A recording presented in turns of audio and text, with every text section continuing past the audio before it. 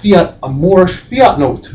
Isn't that? Forget fiat. Let's do something better than fiat. But you know what I'm saying? Like, we have to come to have our energies mean something to us. Why don't we just trade gold and silver? You know, that's what we've been talking about. This is what I do. Ultimately. This is what I do. I don't buy. Like I was telling brothers, when I have excess money, it's gold and silver, bro. I don't waste no time with no stocks, no bonds, no tax-free saving account.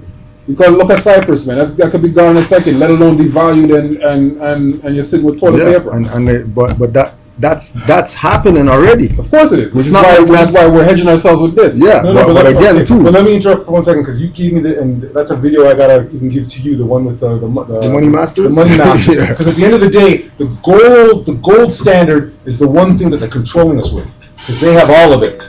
They have 95% of it. So we gotta eat up as much as we can. No, but the next step is to because really the value is in our energy. It has nothing to do even with the gold and the silver. Because once you put it into the gold and the silver, they've got it. They've got it. So what it really comes down to is, you see, the work that you put in, that energy is priceless. So once we can use that energy, you go build a house, you go help a man out with psychology, whatever. You can't put a dollar value on it. But as long as we work in our community and make that our stuff, and this is why that's. But here's the thing: that only works. That system only works. That's the only true system. You're right, but that only works once you have a grasp on land. Because that energy must be used to make food, first of all, to sustain human life. That's right. But we don't have land, so it's all freaking crown land on their nonsense. The crown land is on paper. Of course. Yeah, but so they don't have no land. We do have the land. Our problem is we haven't exercised it. We haven't exercised the fact that we have it. Exactly. So the only way that we are going to exercise it is, one, that we come together. Right. Forget about the Negro, Black, Christian, Muslim, Moors. We know that. So it's about just getting to do what we're supposed to do. But in the meantime, right? In the meantime, we're under occupation. Mm-hmm. So we have to be smart while we're under occupation. Yeah, we're under occupation. So instead of trading my energy, that's priceless, like you say, for something worthless like toilet paper, right? The logical thing is, they control most of the gold, right? But there's still gold out there for us to trade. And the thing is, 100%. Gold has intrinsic value. It's true value. There's only so much of it. But here's the thing. Instead of trading my energy for paper, while I can, I'm going to trade it for what I can. Right. That's the most value. Most definitely. So, but that's fundamental. But remember, even if we go trade for gold, right? So we take, let's say, from now, for the next 5 years, we take every check and we get gold, right? So now we have this gold stacked up now, right? We're not going out there and spending this to get change. No. So we're still back up. Here's the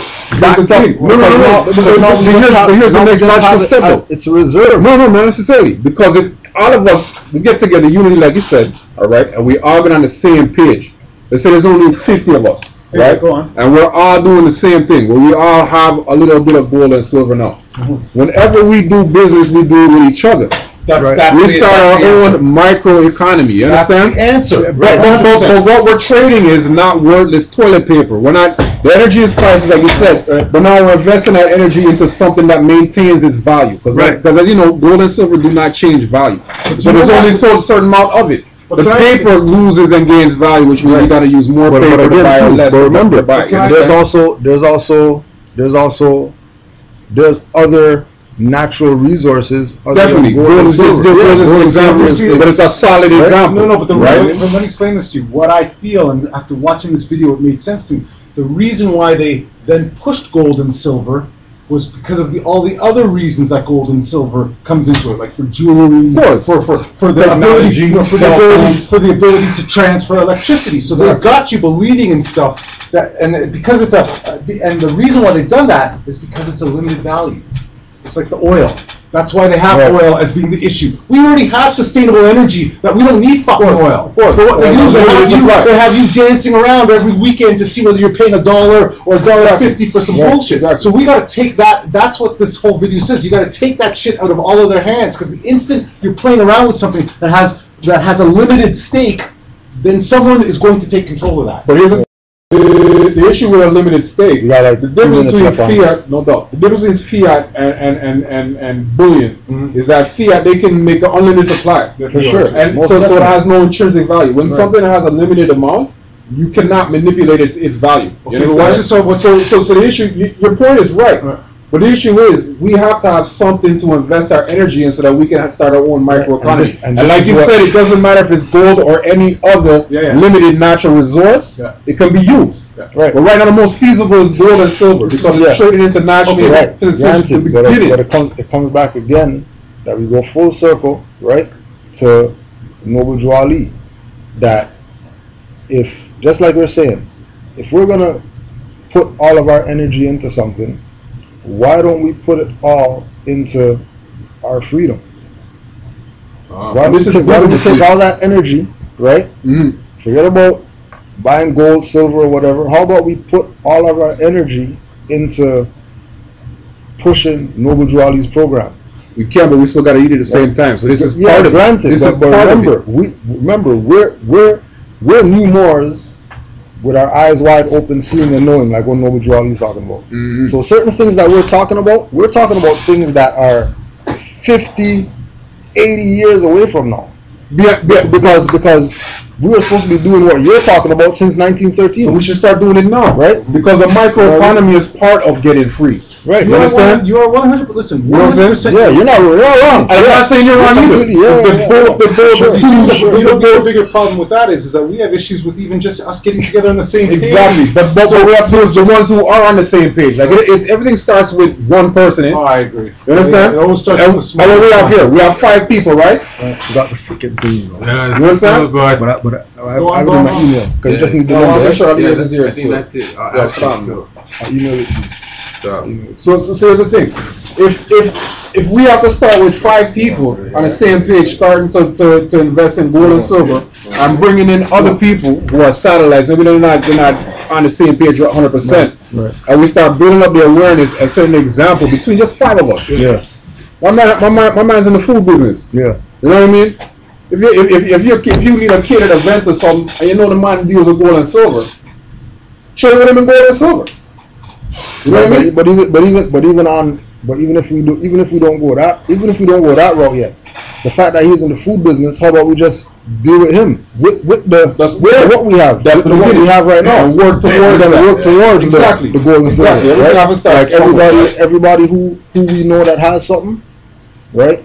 That is coming from the community, whatever. Yeah, just like our Mr. Chin does. Come from Just like Mr. Chin does, just like Pakistani man does, Sri Lankan, Jewish, whatever. They're using We're the only people who go outside of our own community to That's what it comes down to. But yeah, and why are we the only people that go outside and whatever? Because we don't have no nationality. Of course, we have no unity. We have no identity. Everybody else has identity. The last thing I want to say too, what they said is after 1965, they've been cutting the silver too, right? Yeah, Notice, right. Even that too. The silver ain't even pure anymore. Yeah, Unless you get it from legitimate. No, but it has to be before like that. 1965 is when they stopped cutting. That's in the coins and stuff. The coins, That's in regular issue coins. Yeah, just bullion is separate. Okay. Bullion is legit. Okay. It's minted. You know what I mean? Okay. So that's why it's a separate. Standard, It's called yeah. bullion as opposed to currency. You know what I mean? All right, Islam. Wow. Let's do this up. First up, we're gonna plug again.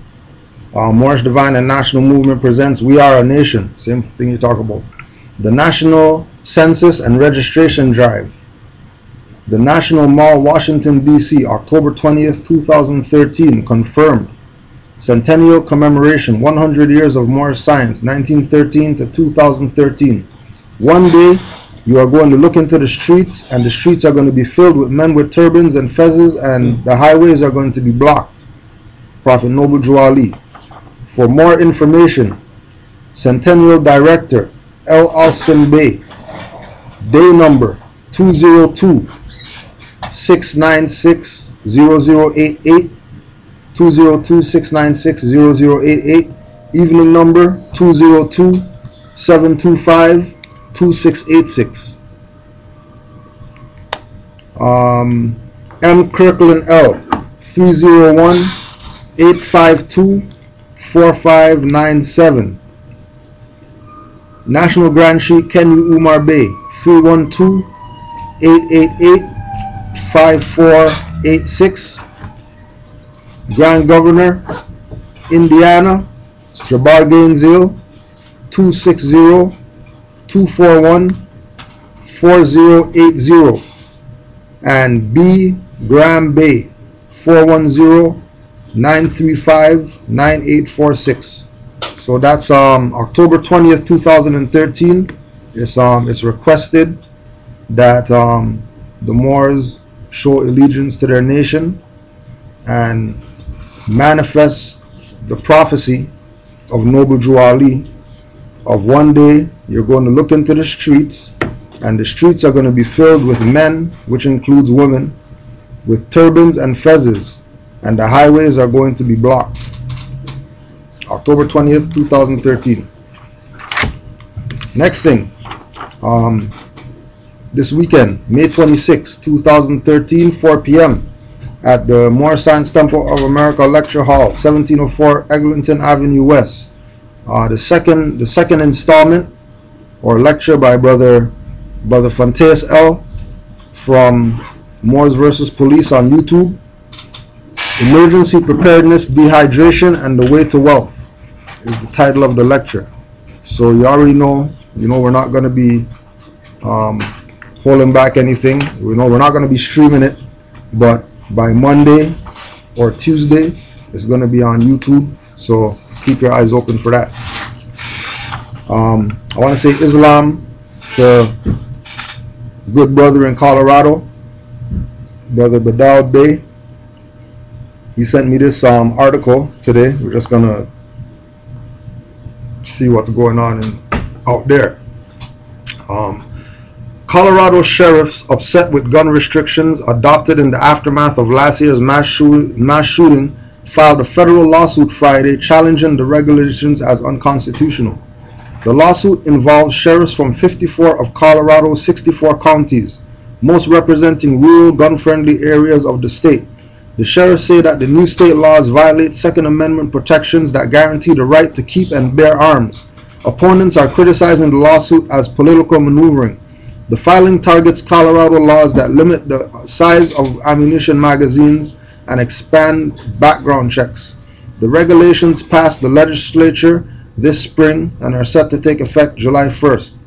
It isn't yet clear whether the sheriff's challenge will delay or jeopardize the law. The filing, however, guarantees the renewal of a fierce debate over gun control. Colorado lawmakers passed the restrictions in reaction to the shooting rampage at a suburban Denver movie theater last summer, where 12 people were killed and dozens were wounded, and the massacre at an elementary school in Newton, Connecticut. The gun control debate was one of the most emotionally charged of the legislative session, with lengthy debates and national attention.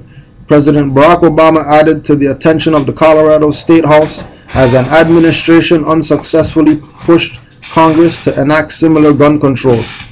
And then it goes on and it goes on. And that's from foxnews.com.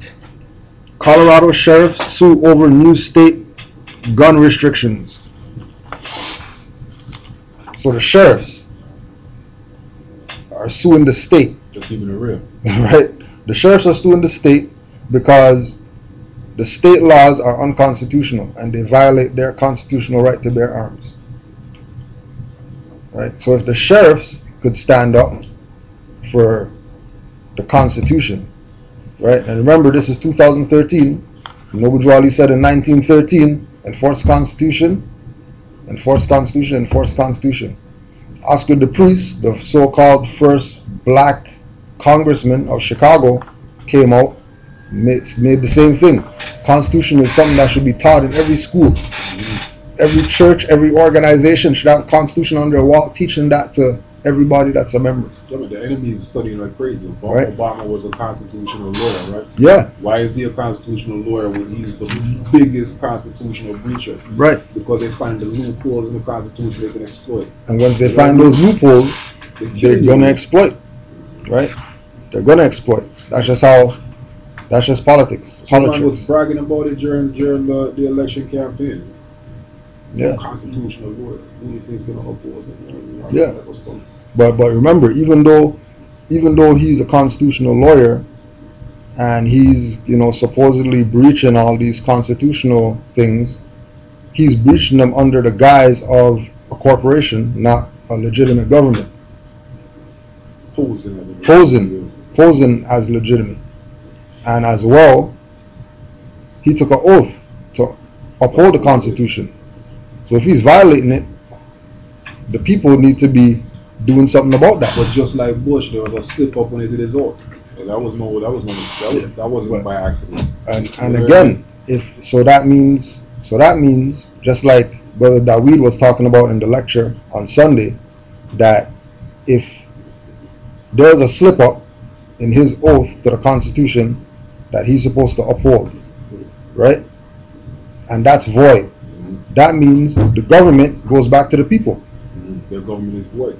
And the people need to start exercising as the government because they don't have any position. Right? We know this too, that the government's already been void since back when they when they declared their bankruptcy, right? Since DC. Or when they sold out their seats to the IMF. They've been void. Those seats have been vacant. Since DC. Right? And again, comes back again, everything's 360. Why Noble Drew Ali came, set up the Moorish Divine National Movement, has, Grand Sheikh and all these different titles, always talking about the grand body of the Moorish nation and all this type of stuff, proclaiming your nationality, talking from a national perspective, because he knew since that time, being that he's a prophet, that this stuff's gonna fall. And we need to have a nationality so we can take the government back, because you're not taking the government back as Negro, black, colored, whatever we call ourselves. Like, it's not happening. Because the government, Barack Obama said so himself, with all the arms outs that he's doing, he said himself that the United States Constitution was founded on Muslim law. Of course, on Sharia. Yeah, and then when Christopher Columbus came over here,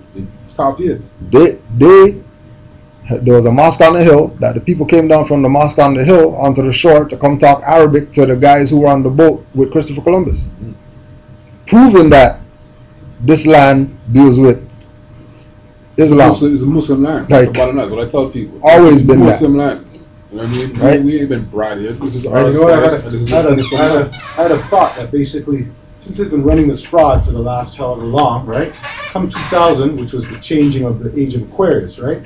They had to put a facade out there. The facade was Obama and his wife, right? They have them to the rest of the world, because remember, we live here, right? So we never see the real stuff going on out there. That's what the news and all that stuff is about, right? They've always got that shelter. So what they do is they have this facade as if somehow the Muslims are back in power. Right. That's why they have, to me, that's why they have them all now with the footage you see them with the flag and stuff. And that's why they went back to sign all that shit to prove to the rest of the world they're trying to put the facade out that they're now running legitimate government. That's why he made his big speech about his Muslim religion and all this type of stuff. That's right. But again, right? Because it's true. Go ahead. Keep in mind that they know that this is Morocco over here. They know that this is Morocco. And they know that they're not the government. So are they really putting up a guise, or are they really telling the real government, which is the people, to step up and take your stuff back? But they're nefarious. They are setting back. They're putting the government back. They're putting the government back in place, but the people aren't ready. But they're nefarious, though. Why would a nefarious, bad-minded, fraud government willingly just give up the thing? Because they have no choice. They've been bankrupt since 1933. Because I also believe before that they've been bankrupt. I also believe they know that we're, like you're saying, that we're not smart enough to step back up to it. So really, what's going to happen is they're just going to continue to put their puppets into position. But they're using it. There's an end game that they're. Oh, I agree. They're milking the whole world out of it. 100%. So why would they want to just give back this machine they created? Their great experiment. To me, what I think it is, it's on a karmatic level. They have to do that. But they don't business about karma. Yeah, they do. Because karma hits them too. Just like they can play around and be put planes in the sky, chemtrails and all that, but they're breathing the same air we're breathing. they use that Hegelian principle where for every good have to be a bad. So that's why when they do charity and stuff like that, that's the balance of the karma. Yeah, but that's not. But they know that that's not balanced on karma, because the same money that they put into charity, the president of that corporation is stealing that anyway. Yeah. And they know that. And he's one of their boys. And that's their boy. Yeah. You know what I mean? Right? All of them across the board, they know that.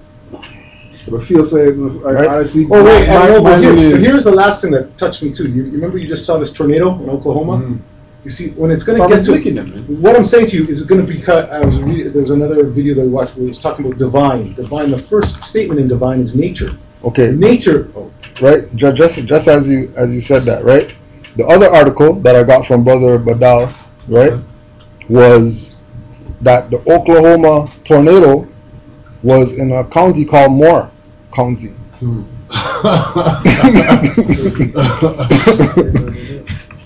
Right? Bunch of Europeans there though. Yeah. But Moore County.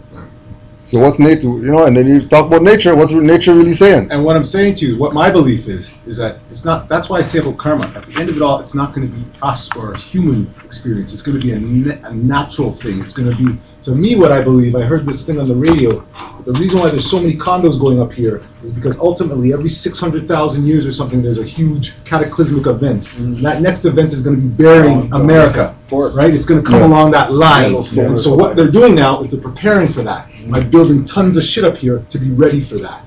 The other theory could be that they're just trying to empty out the accounts too and make sure they're building on the line to have 9/10 law of ownership, right? See, property. And that's more of a nefarious thing. And that's what, that's what you know, that they're always got about 3 or 4 hands in the pot. They've always got plan B and C and D. Right. And then C.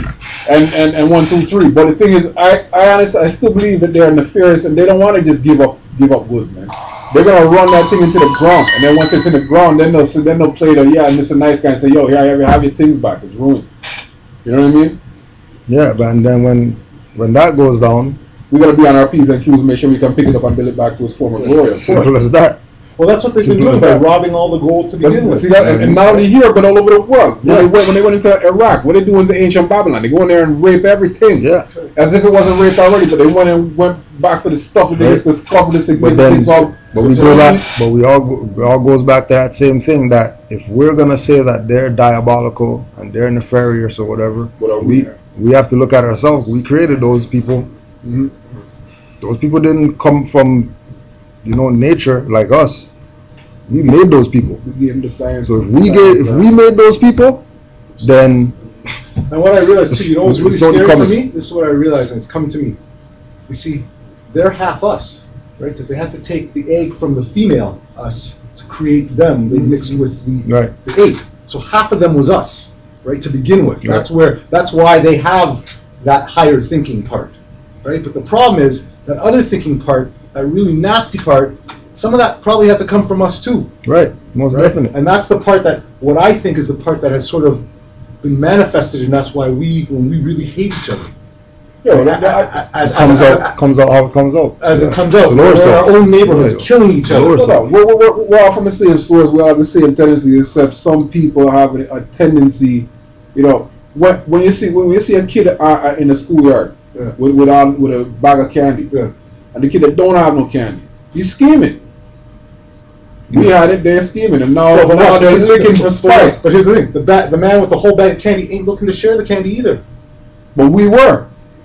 So even though we were willing to share, they still had spite for us, because check this, my daughter, right, 14-year-old daughter. I've been schooling her, right, about the Moors and thing, and tell her, she's got her new name and everything. You know what I mean? Right. She have a best friend in school who's Portuguese. She go to their house and she don't talk to the kids her age.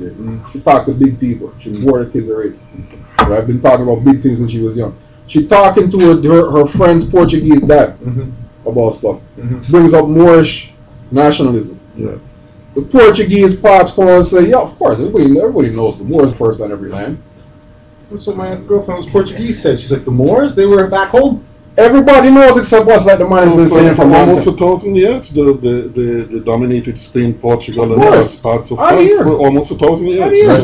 Right. And like I said, the white or brown, because they're not white. Portuguese people are white, obviously. Yeah. You know what I mean? But admitted both face like that. Yeah, we know that. Everybody knows that. Exactly. You know, he just didn't add the rest of the sentence except you guys. Right. But that's what he's implying. Right. So we continue on. What is the story behind the creation of the land grant that became the Baca Location Number 1, i.e. the Baca Ranch, and later the Valles Caldera National Reserve? The main boundaries of the piece of land that became Valles Caldera National Preserve exist partially because of a historical event that happened in Spain in the 13th century AD, the Battle of Las Navas de Tolosa, which took place July 12, 1212. This was a decisive battle of the Reconquista, a long period in the Middle Ages in which various European kingdoms gradually expelled the Moors from the Iberian Peninsula. In 1212, the Moorish army was situated to the south of Sierra Morena mountains in Andalusia, southern Spain. The Moors had blocked the Despenaperros Pass through the mountains, and consequently the Sierra Moneras served as a seemingly impenetrable fortress defending the Moors from the Spanish army to the north. However, a local shepherd named Martin de Alhaja knew of a pass through the Sierra Morenas unknown to the Moors, through which the Spanish army might penetrate the mountains and surprise the Moorish army on the other side. Alhaja informed the Spanish of this route and said he would place a cow's skull in the pass to mark the secret route for the Spanish army.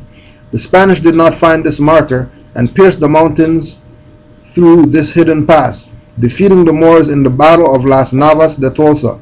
King Sancho VII of Navarre, a kingdom that includes what is now Pamplona, Spain, subsequently awarded Martin Alhaja the title Cabeza de Vaca, which means cow's head in Spanish. There is an untold and sort of hush-hush history about the Moors that's like a big secret.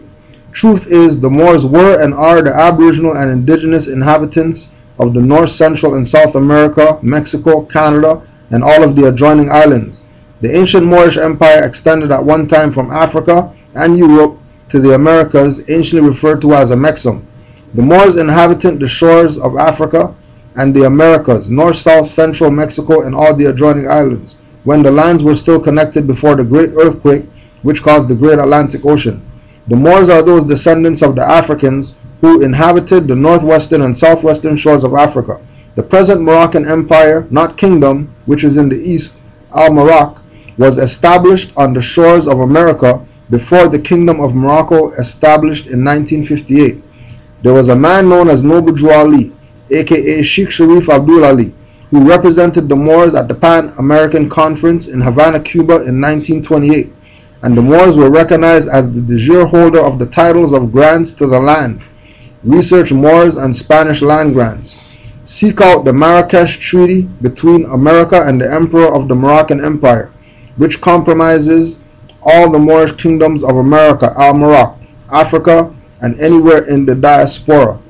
Submitted by John Weinberger, February 6, 2007. And then, as we spoke about before, we're just going to pass these around just so you can see the extent that Europeans go to dress up like Moors when they have their Christian Moorish parades in Europe or whatever, right? To show that they're not dressing up like themselves during the Dark Ages or whatever. They're dressing up like the Moors, parading down the street in fezzes and turbans. What's the dominant culture? Right? They go elaborate. Look at that's gold face right there. Right? They go elaborate. Look like some Turks. They go hard just to prove that there were these people called the Moors, and we honor and respect and.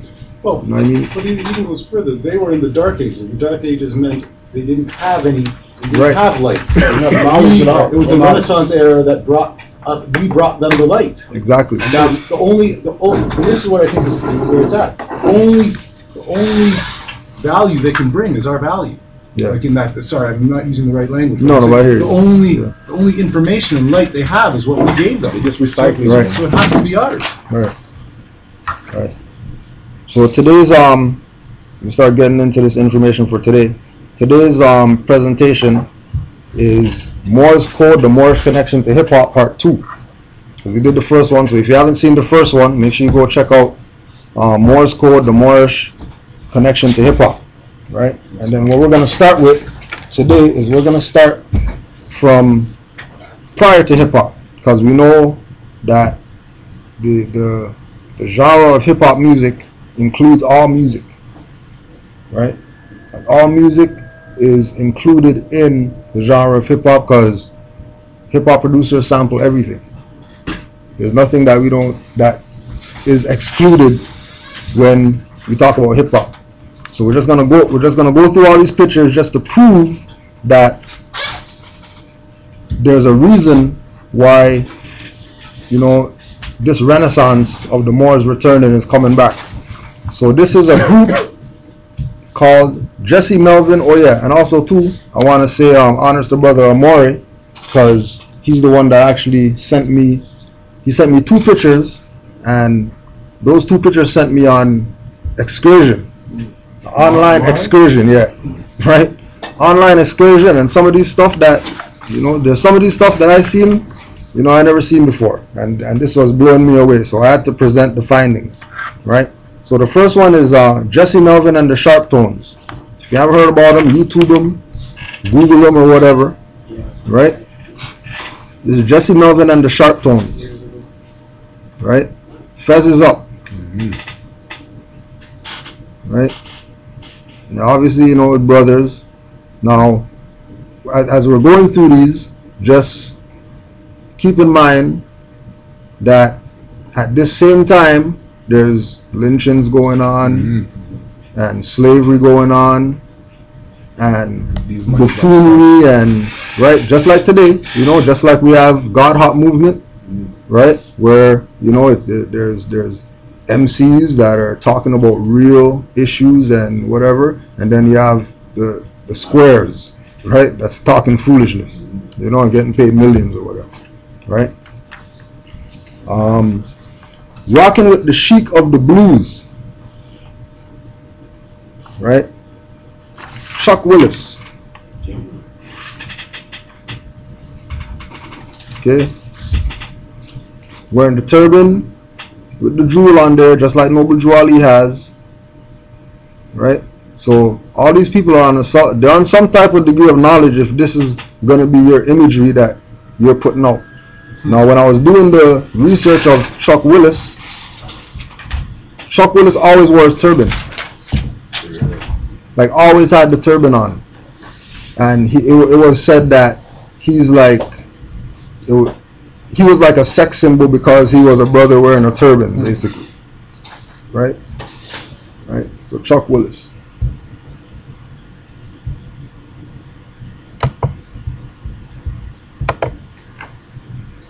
So you know what's interesting with this one? You notice how the tassels are pinned, eh? Yeah, the tassels are, So right. This might be alluding to the Shriners, right? Right. And Mama's son. Right. Right. So what? That they're Shriners? No, well, what they say is with the tassel being pinned down, you could maybe dig it Yeah, into further. It sort of says that they've only reached a certain degree of They're knowledge. still Yeah, control. they're still under control. some type of, you know, but free yet. right, Yeah, and then, free you yet. know, That's and why if you can see they're all like pinned to the side, Right. to the right side. I think it's the left side that's supposed to be even. They're Yeah. still working their way up. They haven't Right, got there right. yet. yeah, you know, they're just entered apprentice, Novice level. novices, right? Sun Ra and the orchestra. Sun Ra. Sun Ra. For real. Sun Ra, right? And then you see the orchestra in the back. They got their fezzes on, right? And then, you know, there were some other pictures of Sun Ra. And then here's Sun Ra right here, right? With his turban again, with the jewels, you know, and keep in mind, you can go back and watch the lecture with the Skype with Brother Jabbar Gaines Ill, when Brother Jabbar was talking about the elder that was explaining that the turban is one of the most like dignifying headpieces. It's a crown. Yeah, And this one too, there's got 5 serious stars, crown. right? Yeah. Only no Yeah. Right. Only a free man can wear a turban. Okay. Some folk art of Sun Ra. Then there he is in his turban, and then the star halo behind him has 7 points on it. The left hand salute. Right? And then he has the hand up, Islam, right? 5 on the left, just like in the wars, doing their prayers. Right? And we got about 50 pages of these to go through, so we're just warming up right now. Bud Powell. Right? All this is just things that you go online and you just blues and fezzes. Jazz and fezzes. Jazz and turbans. Blues and turbans. That's all I was Googling. And then all these pictures coming up with these people I never seen ever before in my life ever. 67. Right? Yeah. Mainly. Right? That was Bud Powell. Right? You might be familiar with this man, Lonnie Smith. I remember my pops used to have some of his records. I used to always wonder who's this Indian man that he has records. But the straight brother, right? Lonnie Powell and Lonnie Smith also always wore his turban, right? And you see him with that little dashiki right there. He's one of the album covers. If you got any record stores around, you want to go get something. Funk Reaction, right? And not only was he turban up, right? But also too always had his right. So there's a pattern of fezzes and turbans today, right? This is the pattern, fezzes and turbans, and these were the times again when there was black stuff going on, right? Some of these people might even call themselves black, but they're dressing up like Moors. Were they mostly exempt from most of the nonsense? Did they get it? I mean, claiming their nationality like this? Did the police recognize that? And you know what I mean? Well, really, we really don't know, to be honest, right? There was no documented. I mean, there probably is I didn't really research that hard, right, to really find out, their story, life story, what they've been through, whatever. But like for example, Lonnie Smith, Smith is a European name, so he's not out there or nothing. But it's about the message that they're sending, right? And who are they sending the message to? Because the picture tells 1,000, 10,000, 50,000 words, and words don't mean nothing. And Lonnie Smith could just be used for. Yeah, that could just be alias. Yeah, that could, just like how Sheikh Sharif Abdul Ali said, Noble Drew Ali. And everybody's running with that name like that's his name, when that's not even his name. People don't even know who El-Hajj is. Right, you know what I'm saying? Yeah. Well, this too. A lot of the times with these music tunes, they'll give you the name. Right. That you should use. That we're gonna push. Right. I told you before when I was in broadcasting school, part of the course was picking your screen name. Screen name. There does have a certain ring to it. Yeah, because it's not norm to use your name, your real or your corporate so on air, because someone don't like what you're saying, they're gonna come look for you. All right, so that's right in tune with this next one, right? That's right in tune with this next one, right? The Mighty Hannibal. His album's called Hannibalism. Which they used to call cannibalism. Right. Still call it that. The Mighty Hannibal. And again, coming back to blues and all that again, right? Turban up, and also too remember that once you see turban with the triangle in the front, that's Moorish. Because the concept is to have your pineal gland open, not to block off your pineal gland. Third eye. Yeah, keep your third eye open. Keep your third eye open to receive and to emit frequencies. Right? This next one is Little Ed and the Blues Imperials. Right? And now when you Google Little Ed, all his pictures, he has feathers. Camouflage fez, tiger print fez, like accessorizing fez. You know what I mean? Fez of every single color. Fez of every single pattern, design, whatever. He just had fezzes. Right? Yeah. Right? Here's another one of them. Right? Here he has the, this is probably where X-Clan got the leather fezzes from that they were wearing. Yeah, because here's the leather fez that he's dropping right now. Right? Again, this is all hip hop, right? Nina with her turban. Nina Simone. Yeah. And remember, we're going back to the same thing with the pineal gland being open, right? They're sending messages, right? Yeah, right? Strange fruit, right? Sending messages, sending signals, right? Sam the Sham and the Pharaohs. Sam the Sham, right? Now Sam the Sham is the man in the middle with the turban, and then he has the jewel with the feather, like what Noble Jewel he has. And Sham is the area just north of Palestine, right? Like and Sham is also a Khan. Mm-hmm. Double on time. Right, so he knows he's conning, and all his little brethren back there playing that they're Egyptians know that they're conning too. Mm-hmm. Trying to look like man from Trying to look like, no different than the people we showed before. Right? Dressing up like Moors. Dressing up like man from Sham, and it's a big Sham. Right. Oh, but wait a minute. So what are you trying to say that they're saying there?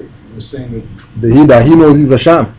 But he's mocking us. They know the history and we don't. You know what I mean? They're just blatantly. You know what I mean? Say that one more time. Like he knows that he's not the prophet. I see. And it's a sham.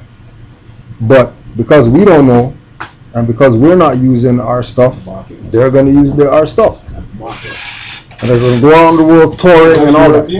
Yeah, I think he's Palestinian or something like that or whatever. Right?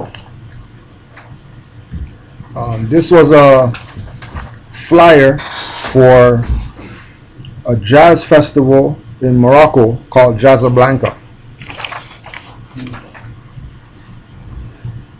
Right? Casablanca. And then you see that he's wearing a fez and he also has a bow tie on.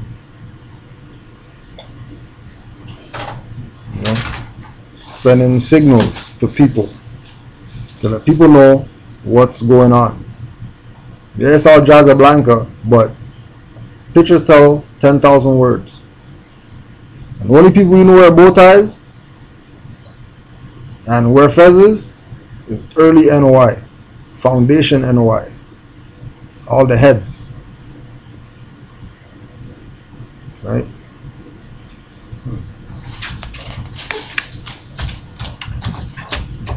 Um,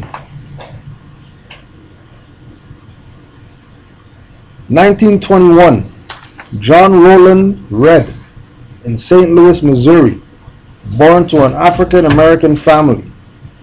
The next year his family moved to Hannibal, Missouri, where they lived for 9 years. In 1931 the family moved to Columbia, Missouri. Redd's father was Ernest Redd and his mother was Doshia Onina Redd, of French and African blood. John Redd was a musician, composer, pianist, organist, and television pioneer. He was known as the godfather of erotica. And here's him. Right? Now, it's said that this brother had, I think, like 5 brothers or something like that, and all of them were fair skinned like him. passing for Europeans, passing for Hindus. But it's brothers, dark-skinned mother, dark-skinned father. And when we look at the statue that he's holding up, it's not African statue or black statue or whatever, that's Moorish statue. Like, that's what it would be called. And again, we're talking about Missouri, right? That was slave tree hanging state, right? 1921, 1931. How come he never got lynched or killed or whatever? Right? And again, we go to the Europeans jacking your stuff. This is the fabulous fez heads. Some Europeans that go around touring the world, running around Aladdin carpets and stuff like that, wearing fezzes. Yeah, the fez heads, right? Straight joke, right? Nothing but a joke, right? It's a joke to them, but they're sending a serious message to all these people who don't want to claim their birthright. And it's interesting you talked about this Casablanca thing. They had a commercial that they aired on some show I was watching where it was, I think, about people going to Casablanca. And they had a man, and he had a fez on, first of all. And then the last image is a monkey, and they have a little tiny fez. Right? Yeah. And so it's this sort of mixed messaging Repetitive theme. that they're trying to give to you. Right. They're all wearing the fez, but then to try and give the fez back to us, they're trying to say that it's monkey disease, right? Right. Or that it's a joke. That's like the candy, the monkey candy, That's right. right? The banana candy with the Well, monkey with the it's fez on. also a symbolism of, because they're putting it right out there, and most of us are ignorant. Right. A monkey is ignorant compared to a man. They're dropping the fez on the monkey. That's right. Mm. I mean, we're showing this on you. You don't even realize what we're dealing with. That's right. You're like a monkey with a fez on. Yeah. Or a donkey carrying books. Right. Right. Now this was a good one, because come back again to the turban, but they're calling themselves the Egyptians, right?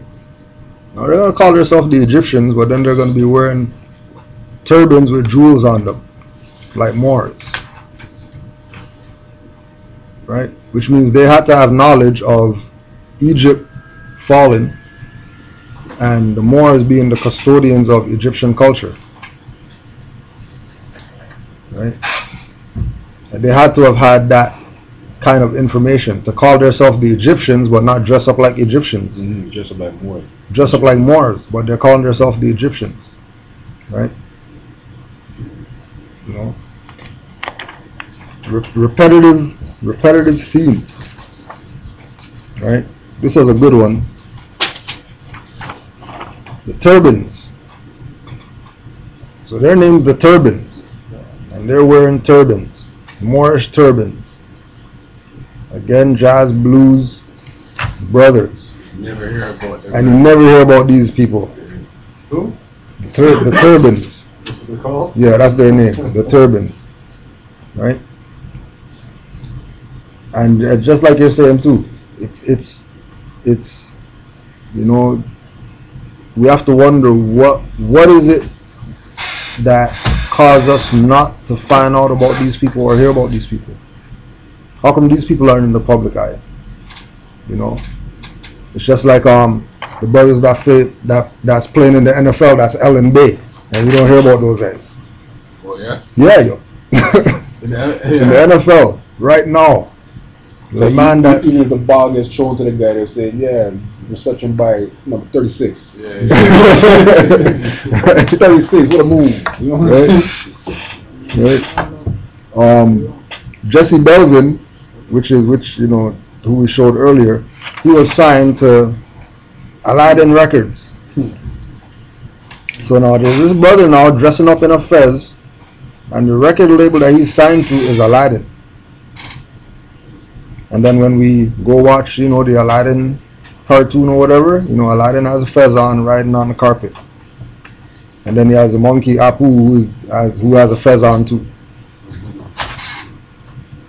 Right? See, I think they're disconnecting you from its true origin. Right. And you're trying to then make And it someone else's. that's the game. And the real term is disassociation, right?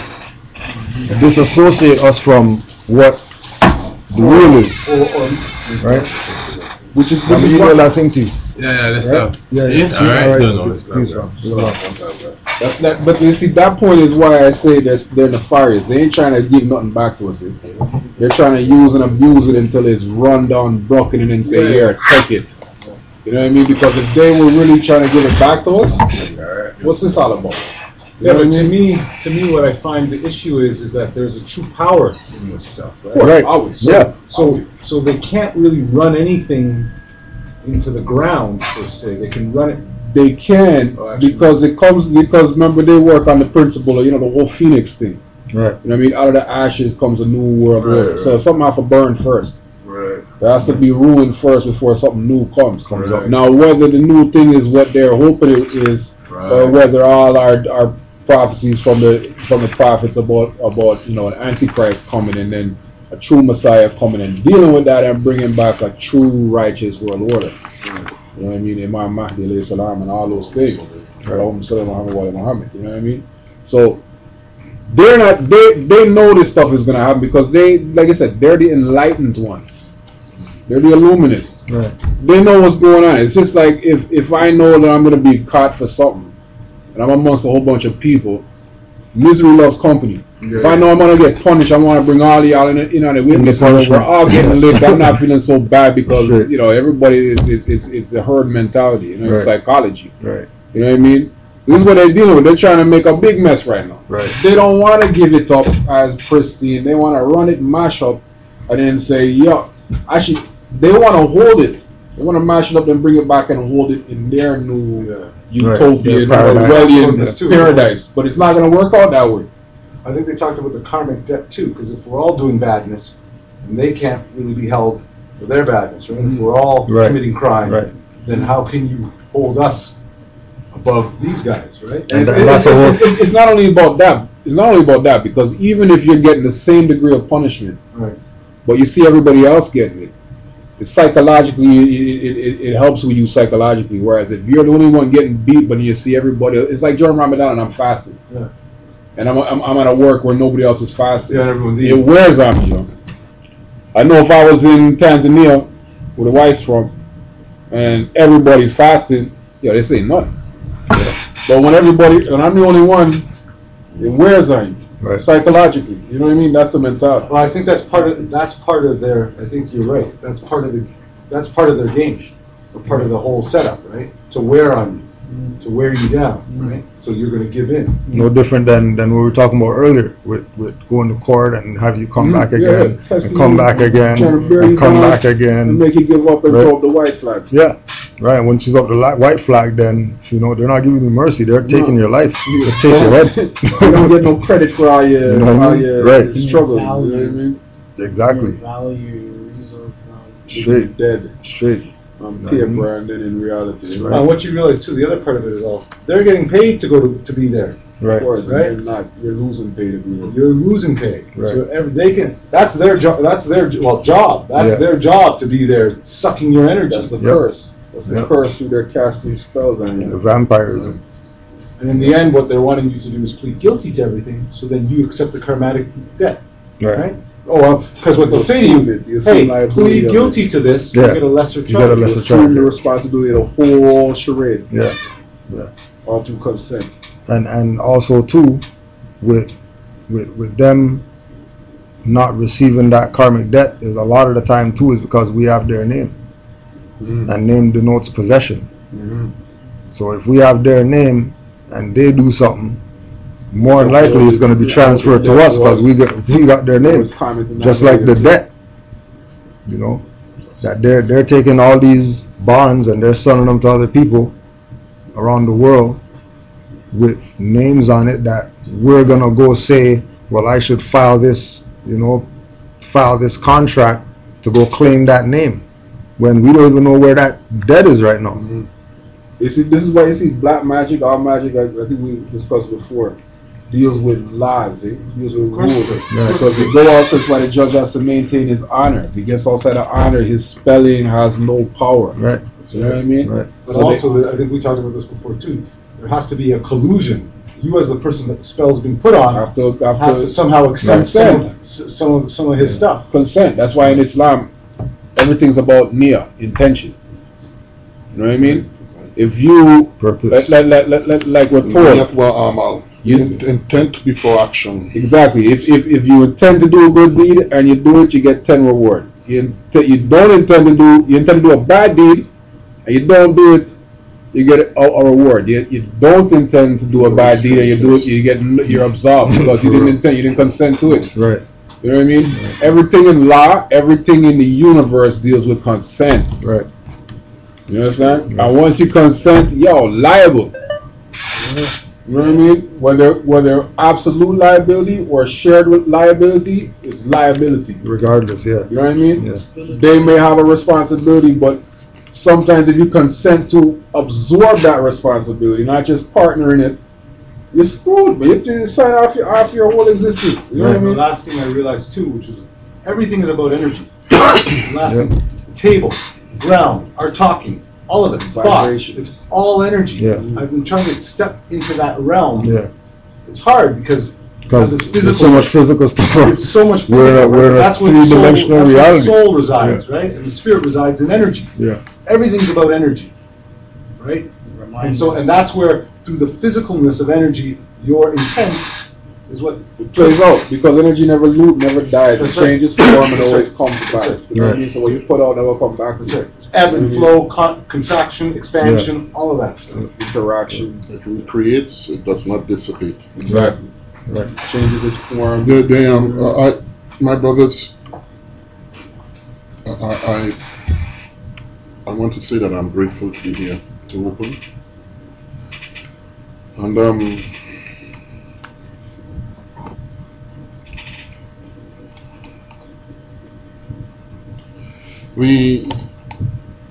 we having a discourse on divine principle. Divine principle being primary energy, primary creative energy.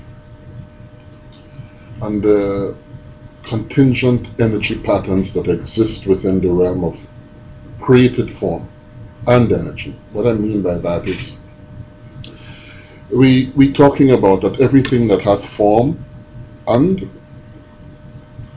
formless, as we understand formlessness, has energy base. And this energy is moving towards a consciousness that is timeless, universal, unending. Yes. We call it God consciousness. We call it return to Allah subhanahu wa ta'ala and its messenger, depending upon your madhab, your school of thought. But at this juncture in time, because of who we are as a nation, splintered and marginalized, not knowing ourselves, we have this business of resistance. I think we all are in a state and a mode of resistance. Some understanding comprehensively well what we are resisting against, whether it be within ourselves or outside of ourselves, because what we are resisting outwardly is part of who we are inwardly, because we, in our lesser stages of realization, be it be our father or our mother, or their parents before them, because of the partial state of ignorance in which they lived and procreated, we have elements of this ignorance within us that we are resisting against, even by our engagement in folly. If we were enlightened, the folly will naturally fall away because of the state of enlightenment. Right. But because enlightenment comes in contingent stages and contingent realities, we are awakened in one small contingency, but the one larger than that, we are not so awakened. Right. So we walk briskly and firmly in one and we stumble in the other, until we learn how to walk in that one, and we Then are that constantly advances it. expanding and So expanding on. until we become congruent with the first principle. That's talking metaphysical Right, language. for sure. The reality is, though, my brethren, is for us as a nation, all the centrifugal parts, the whole is greater than the sum total of the parts. Our resistance as a nation is to inform all of those who seek to be informed, because not all of us are going to accept being informed. Right. That's the struggle. That's where the resistance is. Yes. We think, you see, the man, the status quo, the system, call it whatever you may, we know they are thieves. We know they are most sophisticated in their thievery. They know that they are. So Allah subhanahu wa ta'ala refers to them in the Quran as munafiqun, the hypocrites, because they cover over the truth. Right. And they know it. And they know it. They are fully aware. Right. So it is an essential part of their MO to keep us splintered, divided, self-degrading, indulgent in that which inhibits illumination, Keeps us in the and lower it keeps self. us in a state of apathy and lethargy. Right. And my question to us, I am 55 years old, brethren. My question to myself and to all of my brethren, contemporaries and elders, is how do we harness the energies that is divine within all of us, so that we can break this muted state of being that we are in?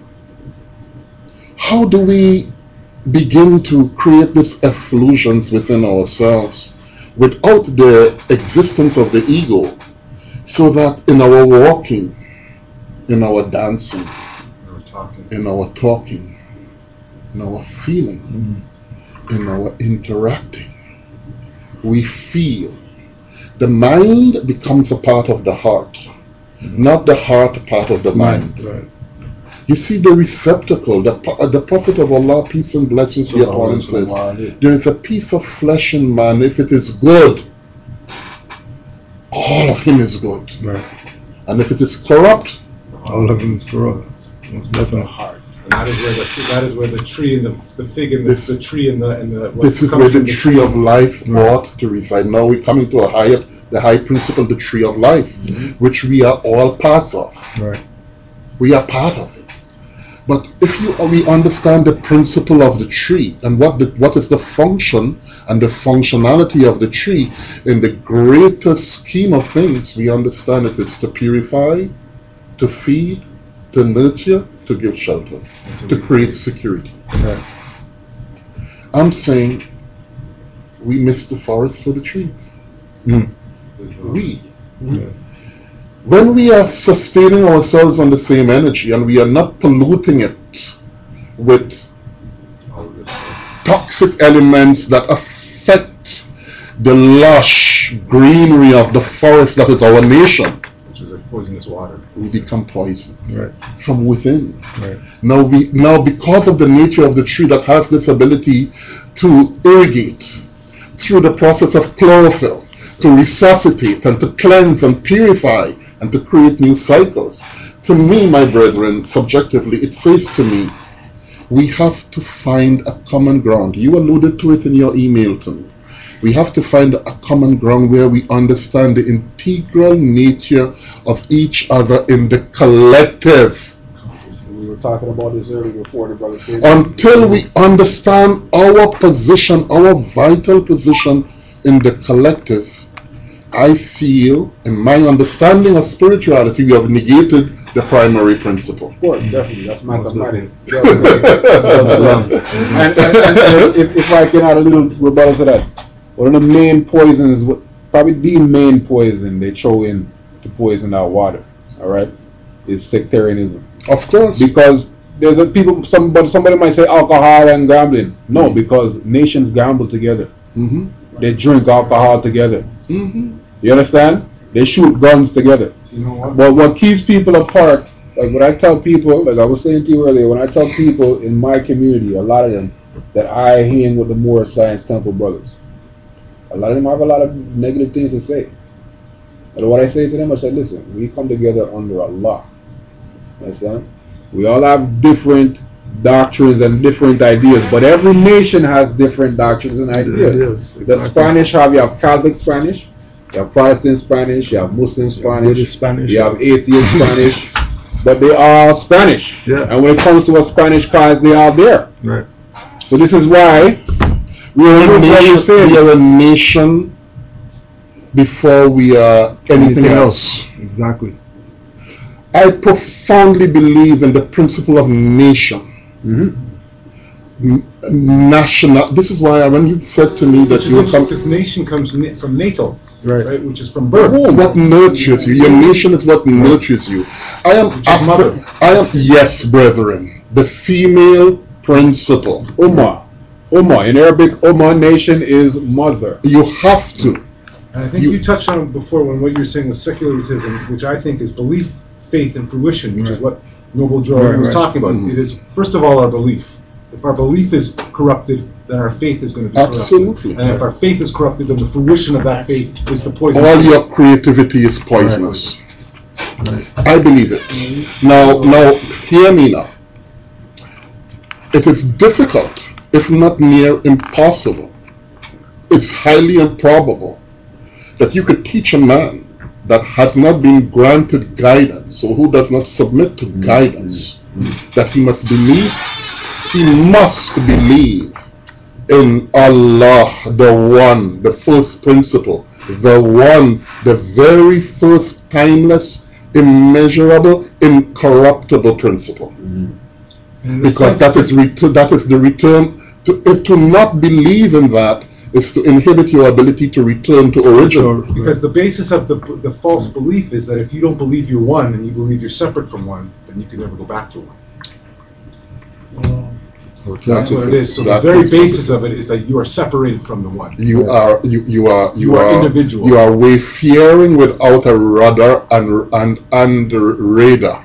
You are wayfaring without a rudder and a radar. No R&R. And just to touch on brother. just no, it's all good. This is what this is what we do. Don't even feel no ways about it, because I'm gonna read this right here. This is a chapter 1 in the Moors holy book that we call the Holy Quran as well, right? Chapter 1. Time never was when man was not. If life of man at any time began, a time would come when it would end. The thoughts of Allah cannot be circumscribed. No finite mind can comprehend things infinite. All finite things are subject unto change. All finite things will cease to be, because there was a time when they were not. The bodies and souls of men are finite things, and they will change. From the finite point of view, the time will come when they will be no more. But man himself is not the body nor the soul. He is a spirit and a part of Allah. Creative fate gave man to spirit man a soul that he might function on the plane of soul. Gave man a body of flesh that he might function on the plane of things made manifest. Why did creative fate give to spirit man a soul that he might function on the plane of soul? Why did creative fate give to soul a body of the flesh that he might function on the plane of things made manifest? Now hear now, ye cherubim, seraphim, angels, and ye men. Hear now, protoplast and earth, and plant and beast. Hear now, creepy things of earth, fish that swim, birds that fly. Hear now, winds that blow, thunders and lightnings of the sky. Hear now, the spirits of fire, of water, of earth, of air. Hear now, everything that is or was or evermore will be, for wisdom speaks from out of the highest plane of spirit life. Man is a thought of Allah, and thoughts of Allah are infinite. They are not measured by time, for things that are concerned with time begin and end. The thoughts of Allah are the everlasting.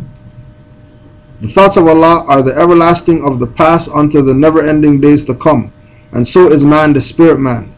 But like every other thought of Allah was but a seed that held within itself the potencies of Allah, just as the seed of any plant of earth holds deep within itself the attributes of every part of the especial plant. So spirit man, as a seed of Allah, held deep within himself the attributes of every part of God. Now seed are perfect as the source from which they come, but they are not unfolded into life made manifest. The child is as perfect as the mother is. So man, the seed, must be deep planted in the soil that he might grow, unfold, and does the bud unfold to show the flower. The human seed that came forth from the heart of Allah was full ordained to be Lord of the plane of soul and the plane of things made manifest. So Allah, the husbandman of everything that is, threw forth his human seed into the soil of soul. It grew apace, and man became a living soul, and he became the Lord of all the kingdom of the soul. Heart, now let every creature hear, the plane of soul is but the ether of the spirit plane vibrating not so fast. And in the slower rhythm of this plane, the essences of life are manifest. The perfumes and odors, the true sensations, and the all of love are manifest. And these soul attributes become a body beautiful. A multitude of lessons man must learn upon the plane of soul. And here he tarries many ages until his lessons are all learned. Upon the boundary of the plane of soul, the ether began to vibrate slower still, and then the essences took on a final garb. The perfumes and the odors and the true sensations of all of love were clothed in flesh, and man was clothed in flesh. Perfected man must pass through all the ways of life, and so carnal nature was fully manifest, a nature that sprang forth from fleshly things. Without a foe, a soldier never knows his strength, and thought must be developed by the exercise of strength. And so this carnal nature soon became a foe that man must fight, that he might be the strength of Allah made manifest. Let everything stand still and hear. Man is the Lord of all the plane of manifest, of protoplast, of mineral, of plant, of beast, but he gave up his birthrights just to gratify his lower self.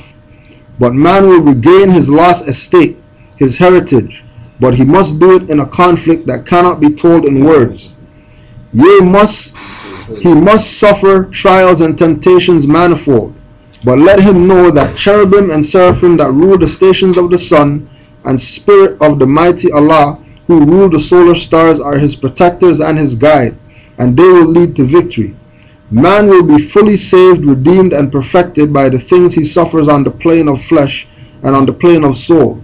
When man has conquered carnal things, his garb of flesh will have served its purpose well, and it will fall, will be no more. Then he will stand untrammeled on the plane of soul, where he must fully complete his victories. Unnumbered foes will stand before man upon the plane of soul. These he must overcome, yea, overcome every one of them. Thus, hope will ever be his beacon light. There is no failure for the human soul, for Allah is leading on and victory is sure. Man cannot die. The spirit man is one with Allah. And while Allah lives, man cannot die. When man has conquered every foe upon the plane of soul, the seed will have fully opened out, will have unfolded in the holy breath. The garb of soul will then have served its purpose well, and man will need it never no more. And it will pass and be no more, and man will then attain unto the blessedness of perfectness and be one with Allah. I just want to read that just to give thanks, brother. I just wanted to say, be right in tune with what you're saying. Explains about that. You say it's chapter 1, but really it's not. It's supposed to be chapter 0. Right. Ultimately, it's chapter 0. 0, yeah. right? Because it talks about the mathematics behind all of our births and the 9 months and all. So it's Exactly. really 0, which is the complete circle. Exactly. Right? So, and what I realize this is our prophecy laid out for us, right? Yeah. This is our path, right? There is no failure for us, but once they get you believing in some other stuff, your energy. Believing it's optional. Right. Which they say if you're even a small step off the path, you're miles. Yeah.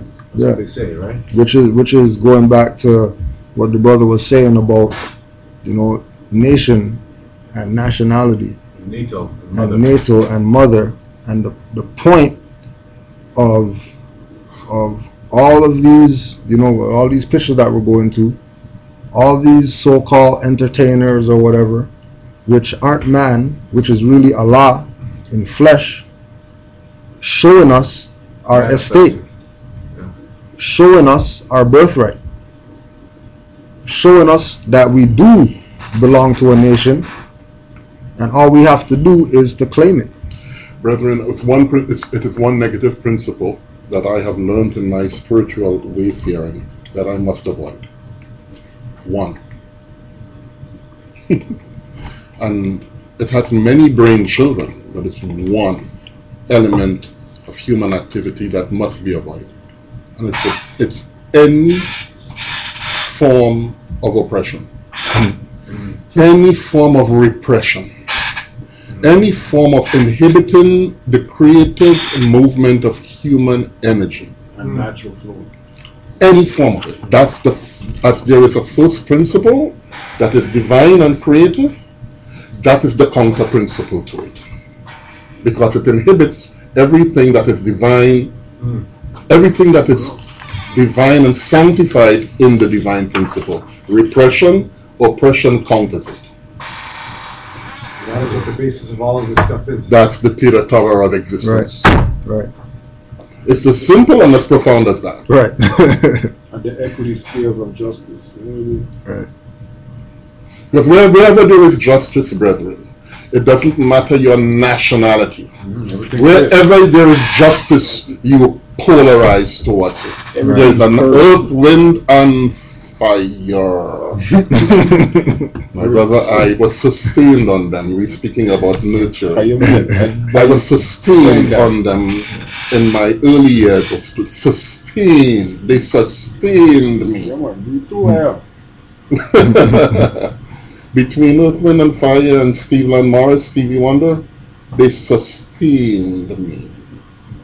They kept my hope alive, so to speak, from their rhythms, their energy and their what rhythms. you realize too, when they talk about the universe, there's a universal breath and a universal rhythm.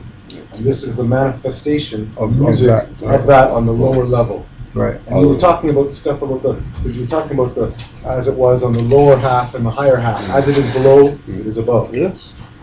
Right. Wow. Repetitive themes. Right.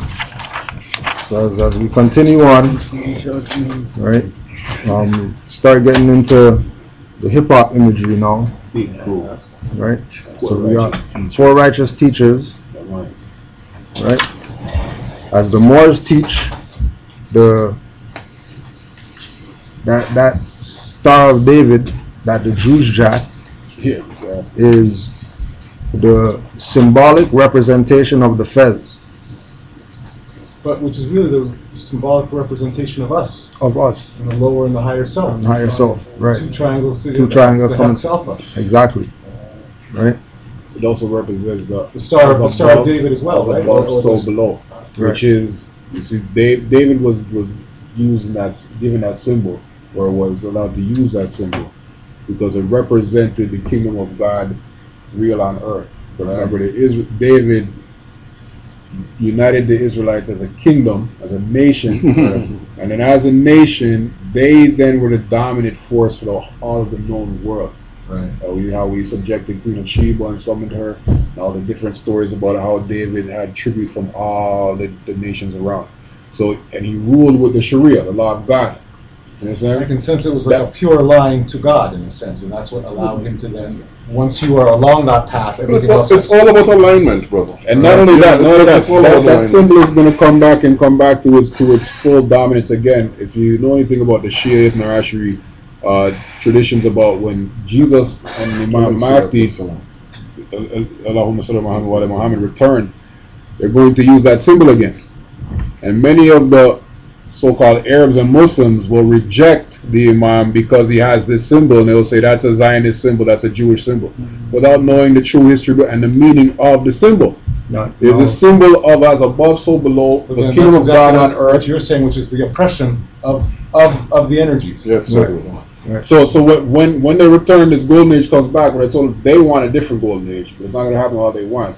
It's not going to happen by their definition. They want it, but it's not going to happen by Not their the way they definition. expect it. You know what I'm They're saying? trying to control that through our beliefs. Through manipulation. Right. And oppression. Yes. And repression. And mostly oppression. Oppressing your The energies. stories Your all energies. the stories in the Bible about the lion laying next to the lamb, Yeah. and no enmity between them, and It will peace come to on earth pass. and the kingdom of It God on must come earth. to pass. That will be a worldwide establishment of David's microcosm of Israel ruling the known world. No, You understand? in the on the Circle 7 mentions that, right? The same thing with the lamb and the lion laying together, right? And when you were speaking about David and the manifestation of the kingdom of heaven on earth, right? And him freeing the Israelites as a nation, we have to keep in mind to backtrack to Ruth, who was a Moabite, who Noble Drew Ali said Moroccans, Moors, are modern day Moabites, right? So if Ruth was a Moabite and Noble Drew Ali came way after her saying that the Moors are the ancient Moabites, then that means David was a Moabite, because David also comes from that line, and so does Solomon, and so does Joshua. Without argument, that Solomon, peace and blessings be upon him, said, "I am black and comely, O ye daughters of Jerusalem." Right. and in order to get to Jerusalem, you have to go through Moor's Gate. Of course. Right? So it's all coming back to what the real birthright is. We can make claims, right? We can make claims of connecting ourselves to all these nations or whatever, but there is only one nation, right, that all so-called black, Negro, dark skin, whatever people are supposed to go back to, and that's the Moorish nation, right? You got real rock sand. Now, real rock sand in the This is in the first Morse code, right? We showed Real Roxanne's album cover with her wearing the Gucci fez with the tassel and everything, right? Now here she is wearing the turban with the jewel on it. Not only is she wearing the turban with the jewel, but when we go to her, when we go to this, we see that she's wearing the turban with the jewel and with the feather as well. What's the significance of the feather now? The significance is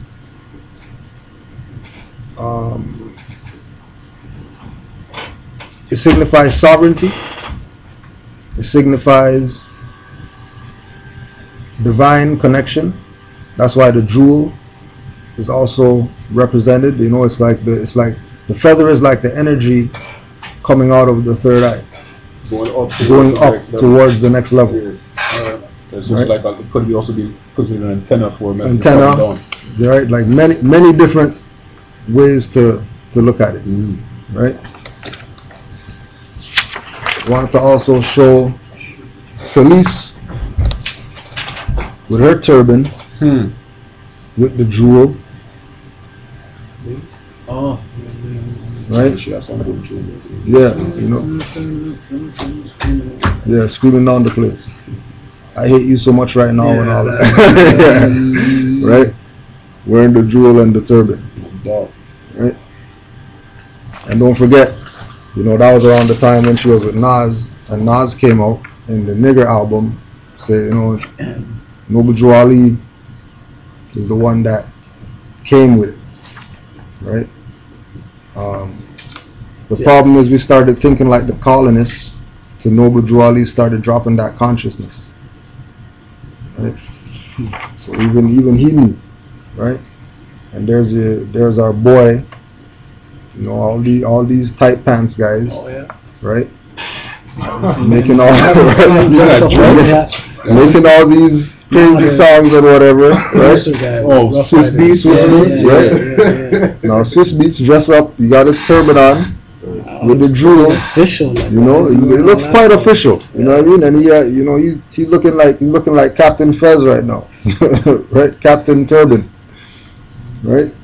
You got his jewel on, right? And ultimately, like we're saying, you know, every knee shall bow to Islam,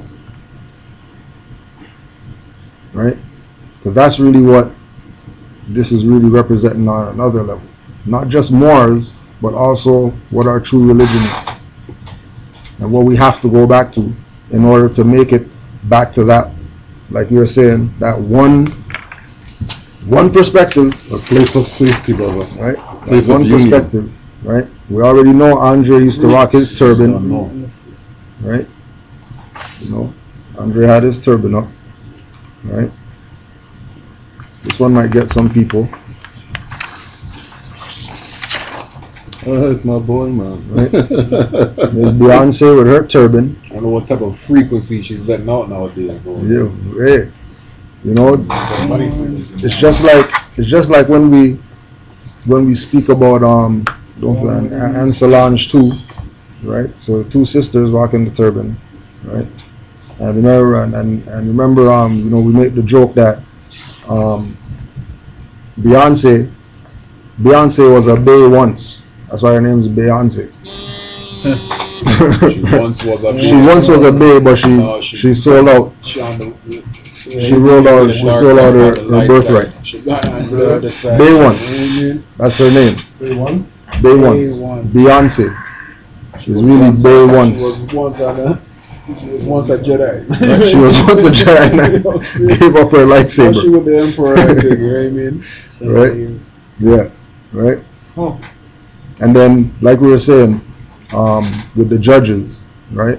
You know, they just like her to wear two hats, right? This picture was, you know, same thing. Rapper, singers, turban. You just put that up in, like there's pictures of people, like, you know, hundreds of people. I just picked hers because everybody knows who she is. You know what I mean? But all of them, all these entertainers or whatever, wearing turbans. That top one, You know what I mean? was like actually Yeah, like solid. attention. Yeah, You know, attention solid. to most of them is Solid.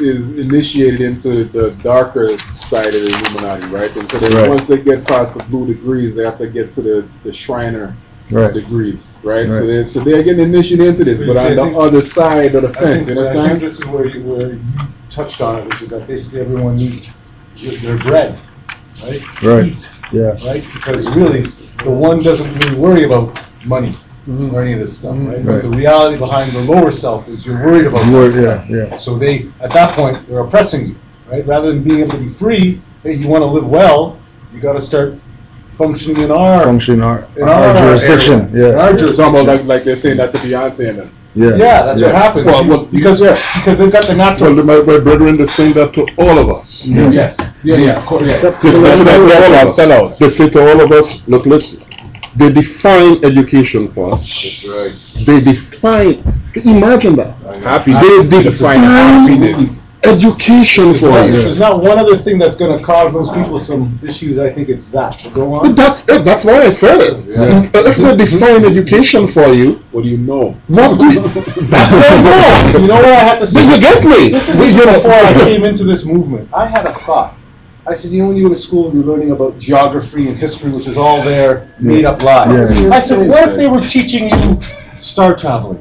What if they were giving you education about Real stuff, deal, yeah. real stuff? Education that is applicable. Right. Instead of reinforcing Yes. the subjective What I thought to position myself of is society. really we are the manifestations of what Of what we were taught. What we've learned. Yeah. So if we're taught to walk on the ground, Or how we were trained. how we were trained, Yes. then we're going to walk on the ground. Then we'll never levitate. That's right. And that's what you can apply to the That's what most. you want to say. Most I want to levitate. I want a full space. And I want a full time. watch this, and this is how you know that it's true. What they say is, you know how they tell you you're only using 10% of your brain. It's the other 90% that's really, and it's 9. Again, which is really going to free you.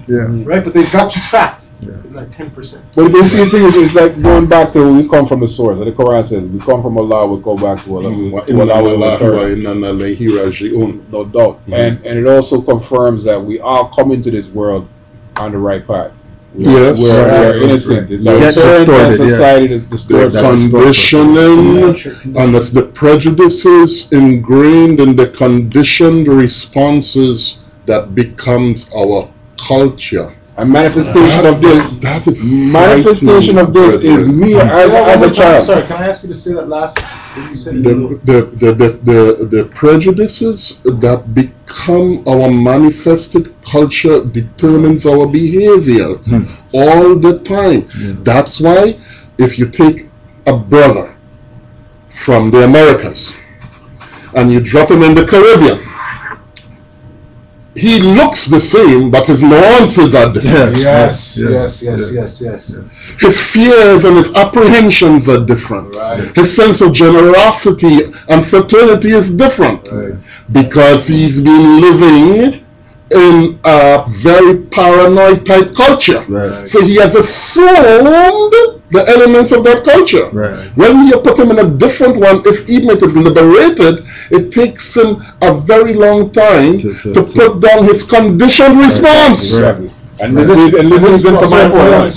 But hold on, and that speaks to everyone on the planet. Absolutely. So go on. And then this leads into my point about the condition, about being on the right path. And as we're being distorted, the strong ones of us can recognize the distortion and us being massaged and resisted from a young age, and we're the ones called troublesome kids in class.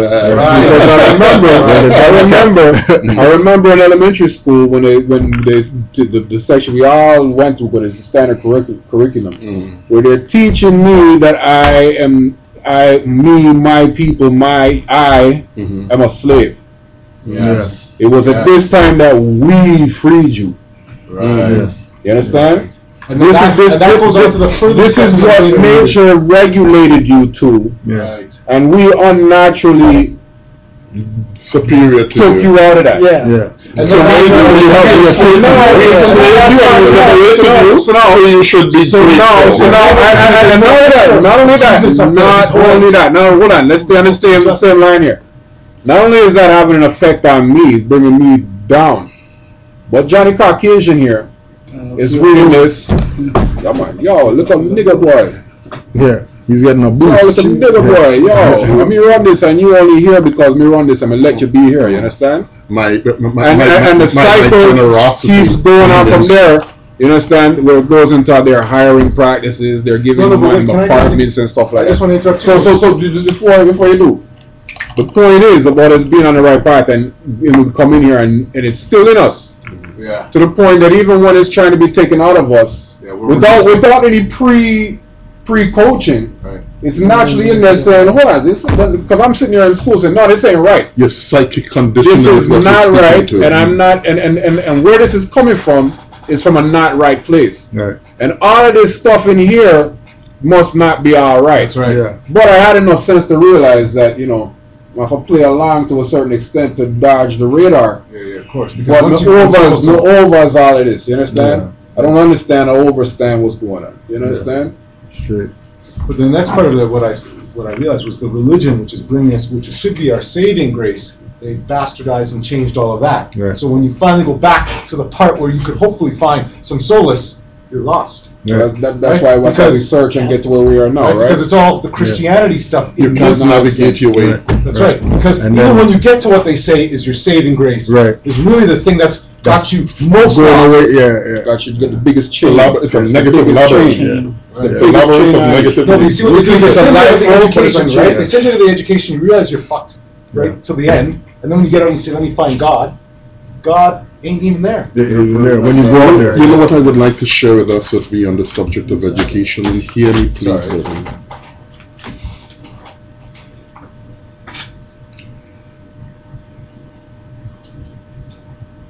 Education is a preliminary stage to enlightenment. Yes. Think of it in those terms. Education is a preliminary stage to enlightenment. If you're learning, the continuum of your learning is not intended to take you along the path of enlightenment, to teach you who you are, one, to teach you who you are in relation to your immediate environment, two, to teach you who you are in relation to your extended astral cosmic environment, three, then it means your education is not expansive. Right. Your education must first it must sublimate your negativities and expand your positivities. Otherwise, it's restricting you and constricting it's you. repressive. That's my point. That's my point. You think it's a life road, repressive. It cannot be. It cannot be congruent with enlightenment. Any education, no matter what credential they put at the end of your tenure, PhD, MA, whatever, is a lie. It's a trick. They've tricked you because now you feel you have arrived. Look at many of us who get some credentials. Not all of us, but look at many of us who get some credentials. They think they have moved away. Yeah. They actually move away. They move away. I'm getting out of the ghetto. I'm going to the suburbs where there's less of me, where there are less sensibilities about me. I want to be assimilated in this environment. It's a trick. Yeah. But then what they do is they reward you for that. But that's the idea. Yeah. If education has no reward, then there's no point to it. The reward for it, in the sense of us seeking enlightenment, is that we come to know who we are, not as consumers, not as special, not as victims, not know anything else, but as people who determine their return because they understand their beginnings. Right. So the education system doesn't want to educate you. It wants to make you a specialist in one little finite little something. Yeah. You understand? And it's finite. And makes you an idiot and everything else. Yeah. You're not really being educated. You're being dumbed down. And they're closing all the light, everything, and then they're focusing on one light. And of course, when the light focuses, it's going to hit you light strong. So you're thinking, yeah, I'm going to arrive with a PhD, but I can't even change my tire. Right. And really, what it's done is it's darkened everything else. I can't fix my electrical system in my house. Right. Yeah. You're desensitized. So now, when as a man with a PhD or whatever your credentials are, you driving your nice ride in your air-conditioned vehicle in the height of the summer, and you see a brethren or a sister, being wiped out halfway on the side of the street from a heat stroke, you are desensitized. Right. Oh, what's wrong with her or him? And you continue driving. Why didn't she have her Benz air conditioning? And you continue on. Well, look at my good fortune. I had the brains to do this, so I don't have to be like that. Right. And you drive on. But then you miss the point. Yeah. The whole point is missed. Right. Because you educate yourself to sensitize your humanity, your personhood, your divine aspects, all of it. Your quintessence, not your essence. Your quintessence. Yes.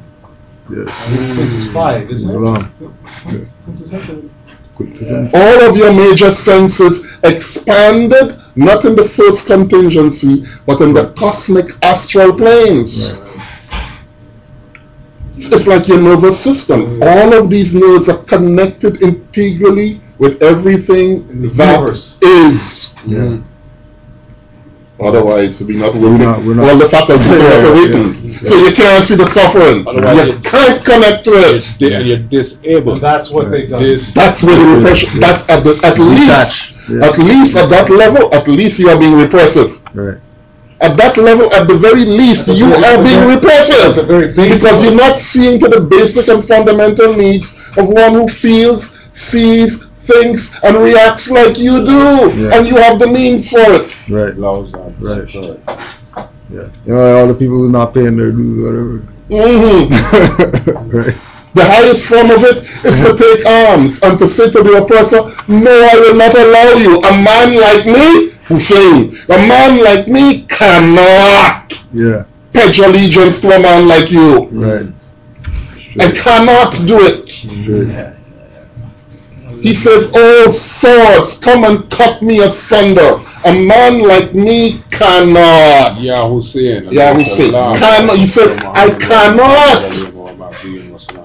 He could have. He says, but a man this station as a quintessential being does not allow him to do it. Right. And that's even why, dealing with the music, that's why Michael Jackson came out to talk about Sony and punked off all those guys. The last little bit before they took him out. Blew up there. Blew up their spine. Interview. I was surprised. Let him know. He came back. Michael came back. His whole family, half his family became Muslims, yo. Yeah. Oh, yeah. You know what I mean? Yeah. What was it? Quickly in a one sentence. What do you say? We're talking about people calling on Brethren, if oppression, every form of it, if every form of oppression is eradicated from the drama of life, what is left? Peace. Islam. It's simple and profound, but this is what it is. Yeah. The most profound is in the very simple. Of course it is. Right. building, Right. growth. The most profound is in the very simple. That's why basically it's the seed, which is the simple thing which creates everything else. Which creates oak trees. Everything Been here else for better. 5,000 years. and basically what they talk about the seed being thought too, Right. right? Thought. Exactly. Simple Right. thought. Thoughts are seeds, brother. Right. That's why when you call it dispersal of seeds. Right. When you see they begin to disperse, they burst open, and the air and the elements take them, and they begin to move over oceans. Even. They talk about the creation of the earth, and what they talk about is called fractal geometry, which everything is expanding just Constantly, slowly, and constantly. in a little triangle. Yes. Everything is just And constant, and constantly, Yes, all the time, yes. and that is the essence of life. It's Right. fractal geometry, Right. which is us just spreading all the time. Sure. So give thanks, bro. Right. Yeah. We got about 15 minutes left, so we'll just fly through these last bit. Going back to the same thing about, things are, the most profound are simple. So this is from Helter Skelter, right? Operation Lockdown video, where everybody in the video dressing up like Indians. And they're around a campfire singing their lyrics. And it's brothers. They're not dressed like Africans. They're not dressed like, slaves. They're dressed up like natives, like indigenous people, right? Making the point that we are the indigenous people of the planet, right? Locked down. Locked down. Like we are that. We are the indigenous people of the planet. That's what the song is about. It's talking Right. about making it. Everything else is recessive. Everything else is recessive, right? Brothers, I have to go out for a few minutes. No I'll problem, be brother. back in All right. just a second. Thank you. Right? Another member, right? This is Brother Tech of Smith & Wesson. Right, here's his quote. I just finished a tattoo of an Indian chief on my back. I was inspired by a painting in an art gallery in Brooklyn and had the privilege of meeting the painter. The painting reminded me of my mom and my heritage. I wanted to get this done as a tribute to her. Right? So there's a boy from Brooklyn, rapper or whatever, has a big tattoo of an Indian chief on his back in honor of his heritage and his mom. Taking that same position that we're the indigenous people. You didn't get an African king on his back tattoo, right? You didn't get some Sumerian, Nuwapian, Nubian, Egyptian, whatever. You got an Indian chief. Basically, along his lines too, all of this other stuff, they're all trying to sublimate this to make this something else. It's all a form of oppression. It's all a form of oppression and repression. You guys talk about tech. You talk about Tech from Smith & Wesson. Yeah. Yeah, man. Them man is straight out Muslim now. They're Bearded up, beard gang and all that. Yeah, man. Right. They did the Rasta thing and You know what I mean? what's his I name? know I went through it basically. Yeah. Same like True. me. You know what I mean? It doesn't matter what pot you go into. It's all got to come back to that same. If you investigate and open your eyes enough, it doesn't matter where you start, whether you're European or whether you're wherever. It's coming right back. If you look back and you look truth with a true With a true eye, you're you're gonna have to come back to the same source. And you have to give some credit to Beanie Siegel and to Freeway too, because they had a lot of influence on them coming to this. Beanie Siegel and Freeway. They left Rockefeller, and now they open it in one of Beanie Siegel's songs. He straight out puts Jay-Z on glasses. Yo, something about if something hurting them, you better watch who you're worshiping. You know what I mean? Tell them straight out, yo, you're on that devil thing, man. And everybody knows he's a Satan worshiper. No, he's a Satan worshiper. He's a Satanist. Beyonce, the one of them. Rihanna, what's that broth job boy name again? Kanye. Yeah, Kanye and 22 Cent and You know what? And the game and all that. Actually, I got one question on the whole beyond Jay-Z, those type of people. Did any of you? Do you ever see a picture of Beyonce's physical flesh? Like her with a belly, actual large physical belly, like the flesh when she was pregnant. I'm at a loss. I don't think I saw a big belly of her. No, I don't think so. You gotta check that out. I'm just like, that's just a fact. Yeah. I don't know anybody. Where was her belly? I haven't seen it. That leaves a lot. I'm out of the loop. You know what I mean? Maybe I missed a picture or something like that. You know what I'm saying? I did hear one picture of her stomach had a fold and women were like, that's unnatural. You're talking about about cable and stuff. No, I just thought about it the other day. I'm like, I haven't looked. Yeah. But I have not seen. Straight. Right. Nor has anybody else. That's very significant. Right. It's 9 months. Not in the public eye. Right. Yeah. Because I mean, we can see Kardashians. You know what I mean? You know what I mean? Like. That's exactly. That's exactly. Right. It should be like people buying pictures. Right. Controversial historian Mario Bonafini received hundreds of death threats and was actually forced into hiding after an unnamed insider leaked a pre-publication copy of his explosive new book, Julius Caesar Was Not Italian. And far from being a spoof, the book is backed up by decades of solid research that proves Caesar came to Rome from Ethiopia and was of Moorish descent. I printed the truth, and if the truth hurts, so be it, said Bonafini. Told me in a transatlantic telephone interview before death threats drove him into hiding last month. Caesar rose to power and ruled a Roman Empire that still stands as one of the greatest civilizations the world has ever seen. Italians have always been proud of the fact that they share a gene pool to produce such a man. But my research proves this pride was absolutely without bias. Caesar categorically was not Italian. So we go back to the quote, right?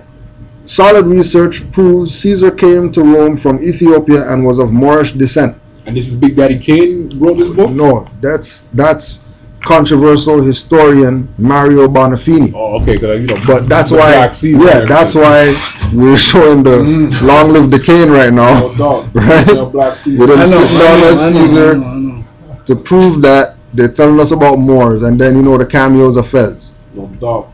Right? So it's been in our face, and we just keep missing it. It's been in our face, right? James Crumpton, one of medieval times falconers with Dervish, a Lanner falcon at medieval times in Toronto. This was in the paper today, right? This was in the paper today, right? Last night I was working on. Now this is straight a lot, right? Last night I was working on the presentation, right? Today this is in the paper, right? Today this pop up. Why this pop up? Because I was researching Ghostface with the falcon on the arm, right? And Brother Jabbar Gaines Ale doing the lecture talking about, and it's on Skype. He was talking about the Moorish falconers and how they used to send out falcons and eagles or whatever to go scout territory, go steal enemies' maps and go steal enemies' food and all this stuff in order for them to beat them in war. The Arab sheikhs, Yeah. they keep this tradition Right. alive now with their sport falcon. Yeah. You know what I mean? Which And is then- basically a tribute to that original falcon. Which is what? And when he said On that, the Carthage, Yeah. these drums. exactly. Mm, And when exactly. he had said that, this is what came to my mind. You know, and this was one of the things, one of the first pictures that I had in my mind. I said, you have to do another Moorish hip hop presentation about, you know, and bring up Ghostface. And then the picture that I find is him with the 7, right? You know, Those are my favorite rappers too. he knows what's up. All these guys know what's up, right? True World Order presents Drew Easy Ali, the Legend of Ali. So go look this guy up on YouTube. Drew Easy Ali, the Legend of Ali, right? And hear what he's dropping. And you notice the pyramids in the back and all that. You know, we're gonna get confused because we see the shiny glitter chain, long chain hanging and all that, but you know, that's not what's going on, right? Not only him, Mr. Mother Effin Esquire, go Google him, and he has a song out called Noble Drew Ali. He's a rapper guy with gold teeth in his mouth and all that stuff, and when you hear the song, you'll see what's good, Legend. right? Legend. Mr. Esquire. And the song's called Noble Drew Ali. Just to push the fact that everybody knows about the Moors. Have you heard it? Yeah, I heard the song. The song's Yeah. pretty crazy. Yeah, the song's pretty crazy. I was fighting from posting it on Facebook last night because I wanted to pull back something for As long as it's the partially okay. As long as it's healthy. And then don't forget Heavy Day and the boys, right? Rocking their fezzes. You know, right? Everybody's seen the album, the single cover. You know what I mean? Everybody's seen the video with them dancing with the fezzes on, and nobody really picked it up. Nobody had a clue what was going on, Including me and you. Time. you know what I mean? Including me and you, right? This was something that just, you know, caught my attention. You know, this was a Diplomats mix CD, and they got pictures of these Arabs in turbans with missile launchers or whatever, right? But then they're repping some red, white, and blue eagle, right? That brother David Farrell broke down in the lecture that we did with him that eagle was once the Heru bird.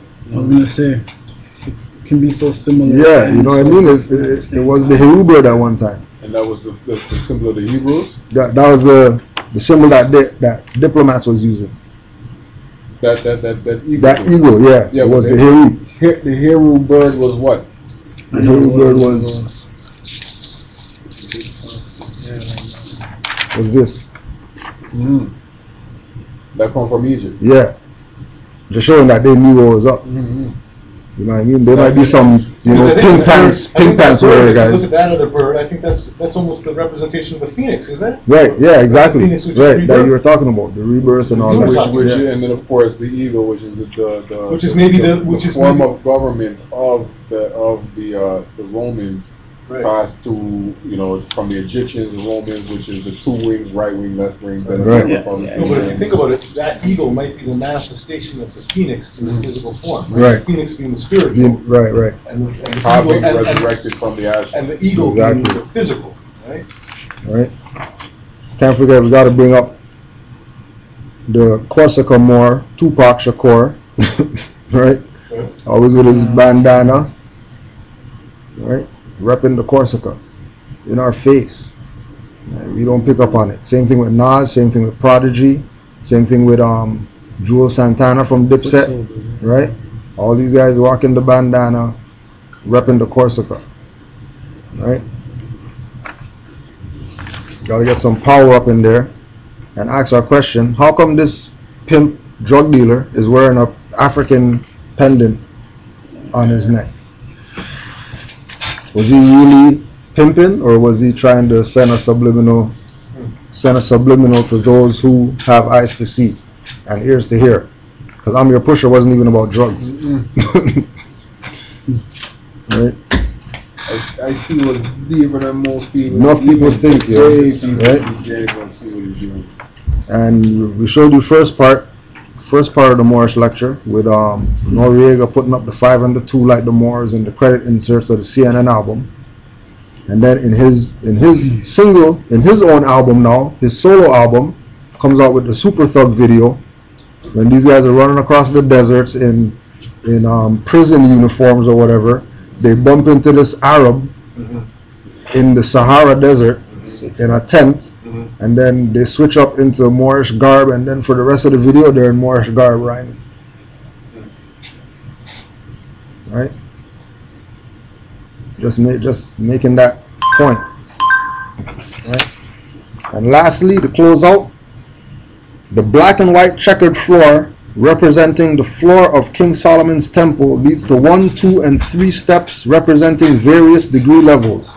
Set upon the mosaic pavement are the 2 architectural pillars of Jachin and Boaz, surmounted by a blazing star with an open Bible below. And then we go to Genius, liquid swords. And then everybody's gonna say, oh no, you know, that's a chessboard, you know, that they're standing on a chessboard and their pieces on the chessboard. There's not no chessboard pieces. That's Mix of the dark and the light. right, the dark and the light, the Moors versus the Masons, right? Obviously, you know, Wu-Tang representing the Moors, and you know, everybody's slewing all the Masons in the lodge. And there's also another meaning to the checkered floor, because Suleiman, Solomon, the prophet and king, he was given a prophecy over both man and jinn and the animals. He was given command over all areas of existence. Right. He used to summon the jinn, the animals and human beings. And jinn are the spirit realm, made of fire. And Allah has made barriers that you can't cross. You know what I mean? And that's through permission of the right laws and right tactics. Right. So Suleiman used to summon them, and used to summon them on the checkered floor, because the checkered floor represents the mixture, the coming together of the white representing what we can see, the physical, and the dark representing the unseen. Right. So Masons, those Masons, you know, the nefarious ones, Yeah. they call their masters their hidden masters, you know, the Yodas and all that stuff. Yeah. And they summon them. That's why they do all their rituals on the checkered floor, because then they communicate with their hidden masters on that. You know what I mean? The more I study them, the more I learn they copied or attempt to copy our ancestors. What? That's what I did. Mm, Pirating, man. Yeah. Like they want to make a big deal about people pirating internet stuff. Yeah, pirating DVDs or We whatever. don't bother continue with that until they deal with a world It's not nation pirate. the real pirates. Yeah. Mhm. Yeah. They're doing the straight pirating. That's why taxi captain is considered a way of transportation, transportal.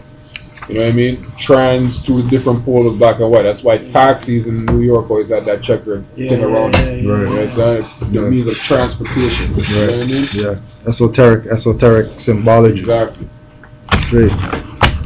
So once again, don't forget, right? The centennial commemoration, October 20th, 2013. You know what I mean? If you are available, it will be good to have your presence there. If you're not available, make sure you make contact with the people running it to get your name on the census, because it's going down. System's crashing and we got to pick up the pieces right now. Right? There's all the information right there. You know, it's going to be posted on YouTube, so you can pause this later. And also too, don't forget Noble Fonteus this weekend. Canaanland Moors presents Emergency Preparedness, Dehydration, and the Way to Wealth. May 26, 2013. And also, don't forget, in June, we got Grand Sheik Nature, we got Grand Sheik Jelani Bey, we got Grand Sheik Taj Tweet Bey, and we got Big Brother Hakeem Bey. And and we just got Brother Obashango L that's going to be doing his lecture on. He's basically in Arkansas. He's in Arkansas, and they just arrested the Secretary of the Treasury or the State Treasurer or something like that for not for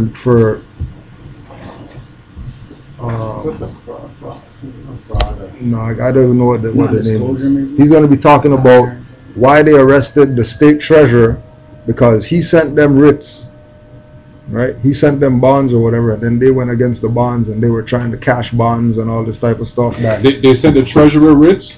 Yeah. And the treasurer didn't deal with them properly? Didn't deal with them properly, and they locked up the treasurer. She's serving 20 years right now. For real? Yeah. Big time, that's boom. So they actually recognize that. Yeah. Nice. Right. They're starting to wake up. The system is starting to the wake up. The system is even waking up right now. The system's awake, but the system's tentacles and pawns are starting to wake up. Right. You know what I mean? And like Brother Fontea said, you know, he got letters from or phone calls when he was speaking with the state, and the state's telling him, you know, well, don't worry about the big people, just get the pawns off the board. What do you mean by that? Because the pawns control the pawns are the only ones that's controlling the They're stuff. the hands. The pawns are the hands. What do you mean, like the secretaries or whatever? Yeah, the secretaries, the little popo, the cops, the cops and these people, get them out the way. Bailiffs and all that kind of stuff. Because they have their own agenda. Yeah, and because at the end of the day, they're the ones who are actually facilitating doing all the trouble, right? Because it's not Mayor Ford having the problem; it's the police. Right. Even though he has problems. So if we get them on side, if we get them on side and we're in some court litigation, then the court officials won't let the judge pull nonsense. Right. You know what I mean? But we're about shutting them down. Right. We're about shut down canceling the pawns, because the pawns are the ones who do all the work. Pawns are the ones that are doing the work. Getting them on our side. Right. Waking them up. I'll say Islam to everybody online. Peace and love. We'll just close out with the prayer. All right. Yeah, you know, and just for, you know, I want to say give thanks for the brothers for their input tonight, because tonight was a good one. That was a good one. Father left, two on the right. Allah, the Father of the universe. Allah, the Father of the universe. Father of love. Father of love. Truth. Peace. Freedom. And justice. Allah is my protector. Allah is my protector. My guide. And my salvation. By night. And by day. To His holy prophet. Abu Ali. Islam. Hotep. Peace, Moors.